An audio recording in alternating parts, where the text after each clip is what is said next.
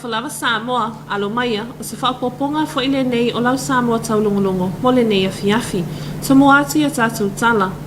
Lea so na asia ai le komiti o ati nae, ale e kale sia whapotspotonga kerisiano I Samoa, nisi o na ati nae lo whaatinoina, I whanua le e kale sia, sa awai e fo I lau Samoa Taulogologo, e moli mawina le asia singa I lea so.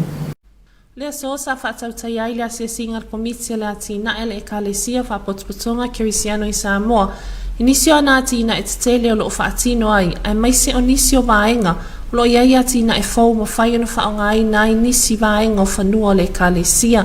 Sa moli mawina e lau Samoa Taulogologo le tausia le leia I la tau, lo nafa ma le whaamamaina ma tausia ina o ati na e o lafu manu, le ngata I lea o ati na e fau wa toi whaonga ai nai nisi o whanua whatoa, e peo le isi vaenga o le whanua I maangau, o whaonga ai ne toi toi nai le niu, e peo na whaamamafa mai le tatou malo, le toi whaamalo sia leo le toi ina o niu, wa tasi le ala o asio tatou watu nuu.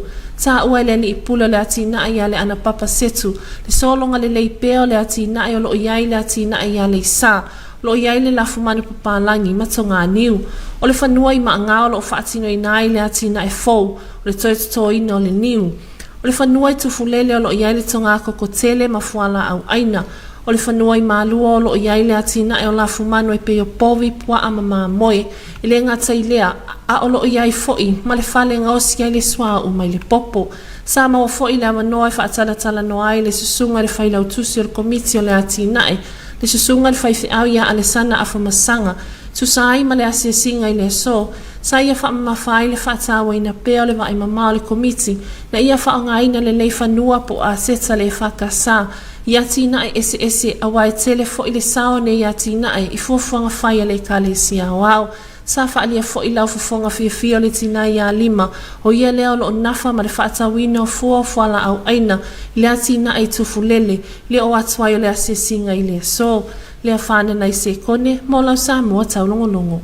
Wa polo ia nei al whaamasinonga mawalunga Samoa, la fionga le fonga whetalai o le maotafono al palemene o Samoa, na ia whaatautoina suita maitai whaopopo e toa tolu o le palemene, e avea masui o le fono au whaitu la fono, o se atalenga le nei maia ele kana le li whanu. O se lia ma le tausanga talo ona tausa ili se fofo le ngase sa whea ngai, ma vaenga whaupu whai e lua, e ala lea I le whauinga ino le se fulu pasene, o tamaitai avea masui whaupopo le palemene o Samoa, e tusa o le whaavae. O le taia o nei sa mwhai e ona tali lea whaafitauli, ma au mai eilo na fofo ina ua au mai aloa ia le whai unga le whaamasino sili, le fionga ian sa tiu si mativa perese, o le whaamasino si nia ia vui Clarence Nelson, ma le fionga le whaamasino ia le sa tele rapi va ai, e ala mai le whaamasino nga mawalunga Samoa. I le unga le whaamasino nga mawalunga I le so, ua polo ia ai le fionga le fonga whetalai o le maotafono a Samoa, le fionga ia papali I li o loi pola te eo masepau, ina ia whaatautoina I se temi vave sui tama I tae e to'otolu, e avea masui whaupopo o le fono o au whaitu la fono a Samoa. Ua manino mai ai le whai unga le whaamasinonga, o sui e to'olua le vaenga whaupu whai e puipuia ia tatau o tangata le HRPP, ia li ima le manu alo fatu au ma whaanga se li I sa poa wheang iai, whaatasi ma le sui tama I tae o le vaenga whaupu whai e le whaatuatua I le atua Samoa utasi, le a fionga ia to umata nora le ota, o ila atuia o le avea masui whaupopo le palemene, ma ua ato iai le 5 o no fo o le fono usua Samoa. O le unga I le aso ua whaamawina ai le toa fitu o sui tama I tae le maotafono o le palemene lona se furu ma le fitu. O le ofi mai ai o sui tama I tae ne toa tolu I le unga le whaamasinonga, ua whaamawina ai le lua se furu lua no fo o le palemene, mo le vaenga whaupu whai le HRPP, ma le tolu se furu tasi, o no fo o lo o mia le vaenga whaupu whai, a le whaatuatua I le atua Samoa o tasi, whaatasi ma le no fo nganga I fomonga numero lua, le sa pale mai le afionga yava ele sekuini ua tu umalo. Ile au ile ina o le unga le whaamasinonga sa tu ina mai o lo manino ai, o le afionga ya le ima le manu ma whaanga seli I, wanga vaale avea masui tama I tae whaupopo, I lalo le vaenga whaase furu whaatasi a pui pi o le whaavai. Ai le afionga ya to mata nora le ota, o loa nga vae avea masui whaupopo, I lalo le vaenga tasi a pui pi, ma le vaenga whaatasi e o le whaavai. Porsi le fioli ma le manu sa tau wa mai mole no foa o ala tau e sifo il palo tele ya Aprila o le tausanga o mvai. Pe tai o whaanga se alii, sa tau wa mai le nufua o ale ipata i tupai lalo, i le whainga palota la ititi ia Novema. O sui tamaitai ia sa au mai le ofisa o whainga palota, e avea masui whao popo tamaitai o le pale mene i lalo le vainga whasa fulufaa, pui tasi a o le whaavai. Pe tai sa te ena le funga whetalai o le maota le whaatau toino i la ua, o nolo i lumo le whaamasinonga le tangi, a le fionga ia to o mata, e peo na au mai eile i unga i le so. Ele kana le li fano mo Samoa Taulogologo. O loo wa whātua ina pēle sui whātonu sili, o matanga luenga soi fua maloloina, le mamalu tele o le atunuu, wa mai a taimi whātulanga ina o le tui, na ia whātino o lātou tui pui, a wai paule o le awala sili o pui ngai te e ai le afianga o le COVID-19 maleiva, o se atelenga le nei o le reporting.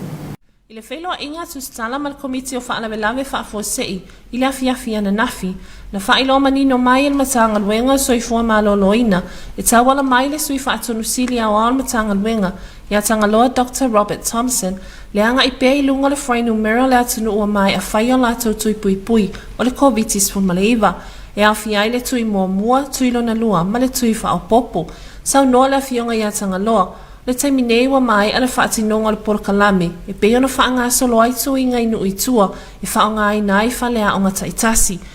Si le fia fo ele malo le tunu o le vai aso le te ale sa wha mai ai tūranga fo ele o le taimilo i nu umawhioanga.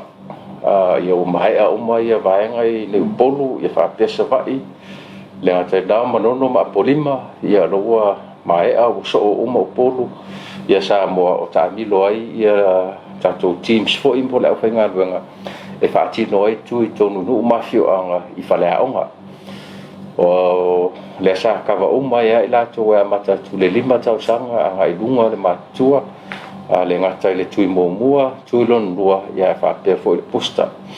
Mo whanau 5 tausanga le sefulu ma le tasi tausanga le matatua, e whase fulu afe ono se lau tolu suma le valu, le numera lo o tuli loa ina e tatawa na tui, mai o mai le taimi nei, e tolu se fulu i waafe, lua se lau tolu valu i lato, wa oma tui mua, tu salea ma le iwa sfuma le fitu te sima le whapa sene, a le tuino na lua wa tolu sfuma le tolu wafe iwa se lau tolu sfuma le wha, lato wa mai a tu salea ma le valu sfuma le tolu te sima le 5%, mo i lato e se fulu ma le lua sfuma le fitu tausanga le matatua, e lua se fulu fitu wafe, valu se lau valu se fulu, le au whai o lo o tuli matai, pe tai o mai le so, wasili atu ma le lua se fulu valu wafe, lua se lau whaalima, tu salea ma le se lau ma le tasi te si ma le tolu pasene, mo le tui mua. A le tui lona lua e lua se fulu whaafe ono se lau se fulu ma le fitu. Tangata tu salea ma le valu se fulu valu te si ma le tolu pasene. Ai mo tangata matatua se fulu ma le valu tausanga ma lunga atu. E se lau lua se fulu ma tasi afe, valu se lau iwa se fulu ma tasi le numera, o loo tuli loa ina, pe tai, e o mai le taimi nei, o silia ma le se lau lua se fulu ma le lua afe, ma le lua se fulu ma le valu, le au whai a tō tangata, o loo i le vai tausanga wa mai a whai atu i pui mua, tu salea ma le se lau te si ma le tasi pasene, o le tuilo na lua, e se lau se fulu ma le tolu afe, se lau iwa se fulu ma le fitu, wa mai a whai o lato tui, tu salea ma le iwa se fulu lua te si ma le iwa pasene, mo tui wha o popo o le pusta, wa wha amawina e fitu se fulu ma le tolu afe ono se lau ono se fulu, i lato wa mai a whai o lato tui, sau no manino tangaloa, e leo tapunia le amanoa mo le whai o tui, ma o lo te talapea whale mai uma, i no whanga wha apitoa, wa whaatulanga ina mo le whai o nei tui pui, mo le COVID-19 ma le iwa. So e watu e pele tu ala lo le tanga luenga, a ua o le teimi tau e na whailo tui lo na lua, ia po le pusta foi, ia taua lava lo sua e so se whale mai whai tu malo, po i foi tato no whanga tu tonu nei e pia, whaatino ai tui o le COVID-19. O le toa tele o e wa mali liu, o loo wha mawina le i whaia ni o lātou tui pui, o le tua lalo ma le whautuanga ma le malo Samoa, ina ia ngā lulu e whaatasi tangata uma, wase Samoa o la fia masaonga le mu, mai le nei wha ma i ala i le whaia o tui pui, ma tau si sia whautuanga, lo tu ina mai pea i lea taimi, lea whana nai se kone, mo lau Samoa Taulogologo. Ma au lau tala le nei o le tau mo le po nei ma le aso a tai au. Tala whalau Samoa se whapoponga le nei o lau tala tau mo le nei a fiafi. Mai la tatelite se vaenga wau mawala lolo ofitia i pele tunu. Tala tau mo lau whanua umo sa molpone, e futia se vai ngalangi au manai timu te ulwa vasolo ai. Ai mo la stofi o la te ulwa vasolo ai timu, whaasolo ina ta ape ma e ono whioloro le mamafu. Mo o ngā sami umalpone, e angi sa vilum ta apolo ngā ilwaitu e lau e lusipolo ngā tolu sua kilomita li tula o ngā rua tasi te simandima ngā lua mita. La sa tae au le angi sa vilum ta apolo ngā ilwaitu e lau e lusipolo lima ngā lua kilomita li tula mai whaasolo ina ngi maadi e male lau tasi ni sio taimi. O ngā lo tasi te simalima ngā lua mita. Tala tai o la sotu i matai 5 minute te el tolu wa veau, pele mai 4 minute te ele iwa. Sotu ilo su tolu minute te el tolu lea uli, onto i pele ele leo tai to elu spulono minute spulol po. O leo so el la tai au to elu spulono minute fitu whamoi mongo to i fol 4 minute te ele ono le fiafi. O sa reporti le nā tau Samoa le nea fiafi session whapoponga le so tai au, Manuel Porto whasoifua. O le a whaia sina tātou mālolonga pupu, o na tauta liu mai lea, malinga ngana whaperitania. Your TV2 News will be right back after this short commercial break.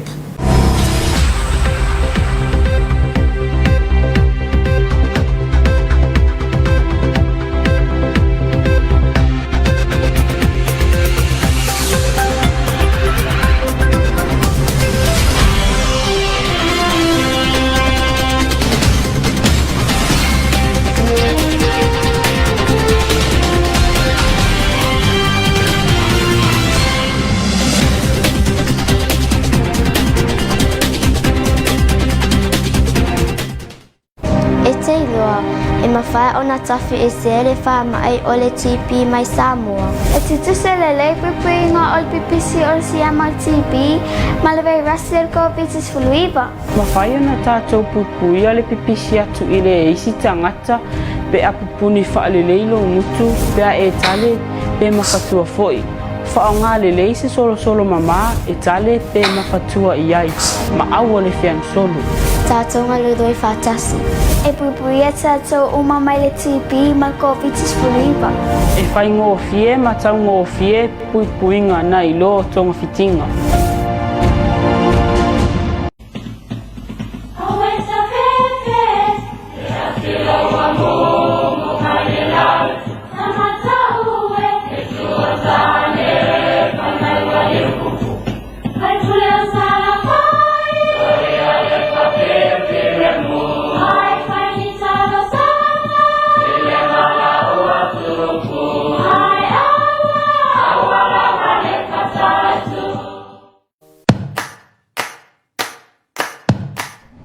Fautuanga mai le matanga ruenga o le seifua maloloina. Le ala ngona le popole le taimi le kovitis fuluiva. Ia e alofa ia te oe matau si lelo seifua maloloina. Ia so ta e tangata o lo a inga mawhaaso ai o la ngona. A whai wa iaini sa le nofa vava la lata. Ia wha o ngā telefoni po le interneti e so ta iai. Tau si lelo i tino, ia lava lau malolo. Tau mawhai mea ai seifua maloloina. Wha ngai oi lau tino. Ma ia whaititira tau mawhaawa malosi. Ia whaia ni au whaatinonga i te fia ma maasania ia so uma. E peo le pukalwhale, whaisau tatalu, o le taha le pese ma e siva ai. Ia mātai tū le leifa matalanga sa au winga le kovitis fuluiva. Ma ia tau mawhai fo ia awara so ona matamata i tala whaasala lau. E a whai ua lofi tūhina oi le tele o whamatalanga. Au le whaonga aina leo le tapaa, o le awa maalosi, manisi o la au whaasaina, e pūle ai o la ngona, e fōlinga i ona whasosoani se taimi pōpō. Ai whaate te leina ai, ona e whaanoa noa man le fia i mo se taimi umi. E ese le tali atu le whanau la haiti, pe a oi na popole, ia e la ngona ina le popole a lau tama, ma ia a pongi mai, ma mata i tūle lei. Ia whaawaunga i o inga te tau na whai, e peo le whai o mea onga, e taimi e ta aluma malolo ai. Whata ua le soifua malolo ina mawhauwhau. Monisi whaamtalanga whaapso taimi tanga runga le soifua maloloina. I le telefoni numela ono barutasi o.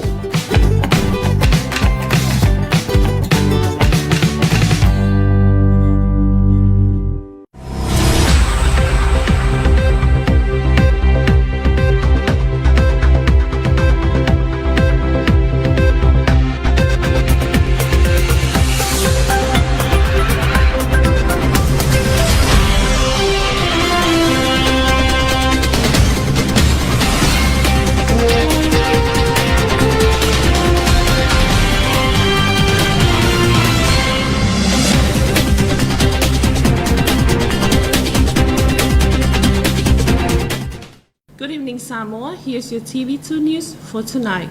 Leading our bulletin, the Congregational Christian Church of Samoa's Development Committee has conducted a visitation today to assess the current several developments of the church. Your TV2 News has attended this visitation for our report. The Operating Committee for All Development Programs of the CCCS today visited all its farming and other developed activities to witness how it is progressing. The manager of the CCCS Development Program, Leana Papasetu, highlighted the hard work they are doing in trying to maintain the lands and taking good care of all its animal farming and vegetable gardens. The land in Maangao is a new conservation area, and it's now a new land for the replanting of the coconut trees. The manager and the committee associates with the government in replanting the coconut, as this is one of Samoa's best way of income. The Tofulele Development Program is the cocoa plantation and vegetable garden. The land in Malua is for animal farming and producing of virgin coconut oil. The Development Committee Secretary Reverend Alisana Afamasanga stated that maintaining the land is the first priority, and using it for farming and plantations is a well-used way of developing not only for the CCCS but for our country as well. Leafana Naisekone for your TV2 News. The Supreme Court has ordered the Speaker of the House to administer the oath for 3 additional women members of Parliament in the Legislative Assembly. Here's more on this report from Elekana Lelifanu. It's been a year since the two political parties have been debated about the right interpretations of 10% of additional women members of Parliament according to the constitutions of the independent state of Samoa. This issue has now been solved when the Chief Justice, His Honour Satiusi Mativa Perese, Senior Justice Vui Clarence Nelson, and Justice Lesatele Rapi Va'ai handed down the decision this morning. Supreme Court has ordered the Speaker of the House to administer the oath of allegiance for 3 additional women members of Parliament in the Legislative Assembly. The decision by the court means the Human Rights Protection Party members Ali Malimanu Alofatu'au and Fa'anga Seli Sapoa Fengyai and Fa'atuatua Ileatua Samoa Otasi Party member Tomata Nora Leota are to be sworn in immediately, boosting the number of seats in the House to 54. The 17th Legislative Assembly will now have 7 women members in the House. The court's ruling now means HRPP commands 22 seats in the Parliament, with the Fast Party maintaining its majority of 31 representatives following the death of the former Member of Parliament for Ngangai Fumangu number 2 Va'ele Sekuini. In their decision, the Supreme Court ruled Ali Malimanu and Fa'anga Seali'i are additional members pursuant to Article 44.1a, 44.1a bracket b, and 44.1b of the Constitution. Tomata will be sworn in as additional Member of Parliament under Article 1a bracket b and 44.1a of the Constitution. Ali Malimanu contested from Malatawa West constituency in April's general election, while Fa'anga Seali'i from Malaipata Itupailalo seat pushed through in November's by-election. The Office of the Electoral Commission had recommended the members to be awarded the seats to fulfill the requirements of Article 44.1a and be sworn in to make up 6 women members in the Parliament. But the Speaker Papali Ilio Loipola Taeumasepa'u rejected the swearing in of the 2 additional members on grounds that there were legal challenges, mainly the one being pursued by Fast women candidate Tomata Nora Leota. Tomata, who was endorsed by Fast Party in the main election, had challenged the activations of the women quota by the Electoral Commissioner. Elkana Lelifano for TV2 News. The Acting Director General of Health, Tangaloa Dr. Robert Thompson, has sent a strong reminder that those with due vaccination dosages should immediately visit one of the sites available, while vaccination remains the best defense against COVID-19. Here's more on this report. During the media conference yesterday, the Acting Director General of Health, Tangaloa Dr. Robert Thompson, has sent a strong reminder that those with due vaccination dosages should immediately visit one of the sites available. The nationwide visitations by the MOH vaccination teams ended last week after all districts of Sava'i and Upolu were visited. However, vaccinations continue to be made available at all district hospitals across the country, as well as centrally located sites in urban Apia. The number of the target population of children aged 5 to 11 currently stands at 40,638.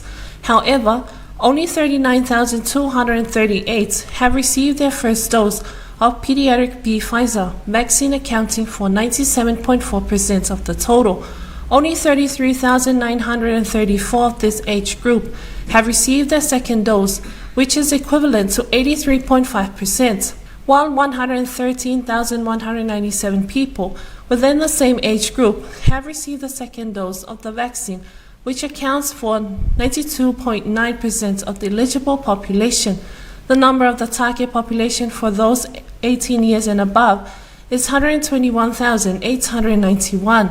Another age group that has also exceeded the target population estimates of those who received their first dose of the vaccine is aged 12 to 17 years. The target population of the same age group is 27,880, but the MOH has been able to vaccinate 28,245, which represents 101.3%, but only 24,617 have received the second dose, which is 88.3%. Overall, the vaccination teams within the MOH have been able to vaccinate a total of 189,423 people for the first dose of the COVID-19 vaccines. The total number of booster doses administered to date in Samoa stands at 72,480. Samoa's vaccinations rollout has reached 98% of first doses across the board from 5-year-olds to adults. The public are encouraged to visit the vaccination sites and ensure they are up to date with their doses in order to protect themselves and their families.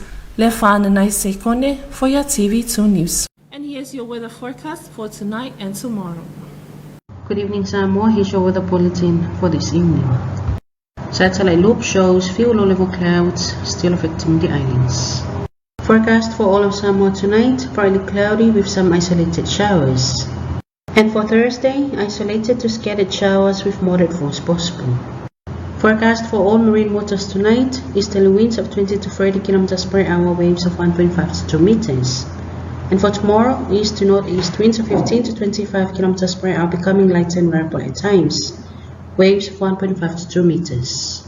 And the tide table, high tide will be at 4 minutes past 3 early morning, low tide at 8 minutes past 9 tomorrow morning, high tide at 23 minutes past 3 in the afternoon, and low tide again at 26 more minutes to 10 at night. Sun will rise tomorrow 22 more minutes to 7 in the morning, and will set at 8 minutes past 6 in the evening. And that is your weather forecast for this evening, Samoa. Join us again tomorrow for another update. Until then, good night. And that is the conclusion of your TV2 News for tonight.